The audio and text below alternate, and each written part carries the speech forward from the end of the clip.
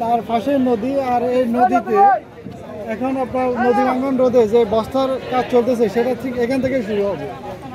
আর আমরা যার ভিটার উপর দাঁড়িয়ে রয়েছি তিনি হচ্ছেন সেলিম ভাই। এখন সেলিম ভাই থেকে আমরা একটু জানার চেষ্টা করব আজকের এই দিনটার জন্য ওনারও অনেক আকাঙ্ক্ষা ছিল।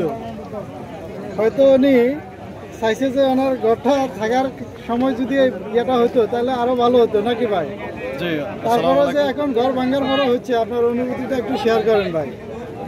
আসলে দীর্ঘ অনেক চেষ্টার পরে আসলে আমাদের যে চানন্দি ইউনিয়ন, তো লরির বিটা দেখেন আপনারা, এই হলো নদী। আজকে জিও ব্যাগের উদ্বোধন।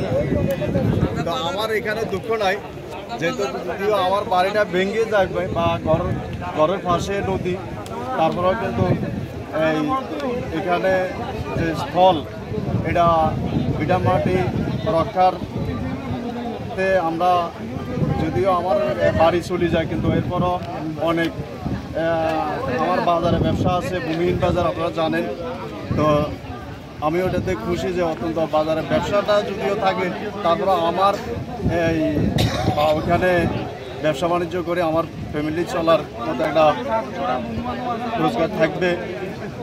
তো আমি বাড়িটা কিন্তু হয়তো আপনারা জানেন সরকারটা আমার কতটুকু জমি আছে বা বেরির ভিতরে, ওইখানে বাড়িঘর করার জন্য উদ্যোগ নিতেছি। তো এখানে তো জিও ব্যাগ আজকে উদ্বোধনে দেখেন অনেক মানুষ, আজকে আমরা অনেক হাজার মানুষ আছে। তো এখানে দোয়া করে এই নদীটা ফিরায় নেয় ইনশাল্লাহ। আরেকটা বিষয় যদি আপনার সম্ভব হয় তাহলে বলবেন, যদি মানে না হয় বলার দরকার নাই। আমার জানা মতে আপনারা গত কয়েক বছর আগে নিজ উদ্যোগে এলাকাবাসী সবাই মিলে এখানে বস্তা দেওয়ার একটা উদ্যোগ নিয়েছিলেন। ওইখানে ওই কমিটির ভিতরে আমিও ছিলাম। তো রাজনীতিকের কারণে ওইটা আমাদেরকে করতে দেয় নাই। এখন আমরা যে এনসিবির আব্দুল হান্নান মাসুদ সাহেব, ওনার উদ্যোগে, ওনার প্রচেষ্টা, ওনার পরিশ্রমে আজকে আমাদের এই ফল। তো ওনাকে আমরা কি বলবো, মানে ধন্যবাদ দিয়ে ছোটো করতে চাই না, ওনার কাছে আমরা ঋণী হয়ে গেলাম। ঠিক আছে, তবে আপনার যদি আজকের এই বাড়িটা থাকতো তাহলে ভাই আমরা অনেক বেশি খুশি হতে পারতাম এবং আপনার বাড়িতে আসলে সবাই দাওয়াত খেতে পারতাম।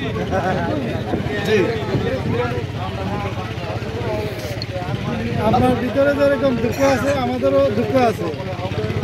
এই বাড়িটা না ভাঙলে আমরা কিন্তু দাওয়াত মিস করতাম না, নাকি?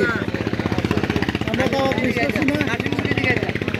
তারপরে ভাই খুশি আছে যে আমার বাড়ি ভাঙলো, অন্তত আরো হাজার বাড়ি করে ইনশাল্লাহ রক্ষা পাবে। আমি এরপর খানা দেবো আপনাদেরকে নিয়ে, আমি এটা খানা আয়োজন করবো।